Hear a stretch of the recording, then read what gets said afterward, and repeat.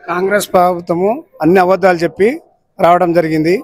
మందిని మసిపూసి మాయకాడ చేసేయడం జరిగింది. అలాగే కాంగ్రెస్ ప్రభుత్వం ఏ పనులు కూడా కరెక్ట్ చేయడం లేదు. అన్ని చెప్పింది కానీ చేయడం లేదు. ఈరోజు 2500 అన్నారు, తులం బంగారం అన్నారు. ఇవన్నీ ఇప్పుడు పోయిన నెల పింఛన్ కూడా రాలేదు, ఈ నెల కూడా రాలేదు. చాలా ఊర్లలో చాలా ఇబ్బంది పడుతున్నారు. అందుగురించి కాంగ్రెస్ ప్రభుత్వం మీద చాలా వ్యతిరేకం ఉంది.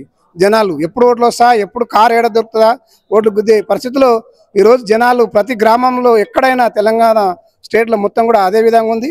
ఎందుకంటే చాలా ఫెయిల్ అయిపోయింది ప్రభుత్వము. చాలా ఇబ్బందుల్లో జనాలు ఉన్నారు. కాబట్టి ఖచ్చితంగా టీఆర్ఎస్ ప్రభుత్వం అన్ని సీట్లు సర్పంచ్, ఎంపీటీస్, జడ్పీటీస్ అన్ని టీఆర్ఎస్ వస్తాయని. ఏం చేసినారు? అన్ని అబద్ధాలు. 420 స్కీమ్స్ 420 లేకనే కనుక జనాలు ఎట్టి పరిస్థితుల్లో స్వీకరిస్తారు. ఇంతకుముందు ఉన్న 10 ఏళ్ల పరిపాలనకు ఇప్పటికీ చాలా తేడా ఉంది.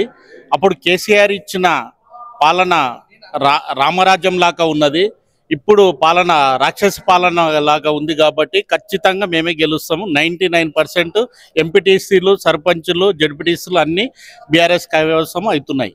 ఇప్పటి వరకు వాళ్ళు రైతు బంధు కానీ, రైతు బీమా కానీ ఏవి కూడా సక్రమంగా ఇయ్యలేరు. పాలన కూడా ఎట్లా ఉంది అంటే రౌడీల పాలన టైప్ ఉంది. ఎక్కడ పోయినా కానీ న్యాయం అనే ప్రసక్తే లేకుండా అయింది.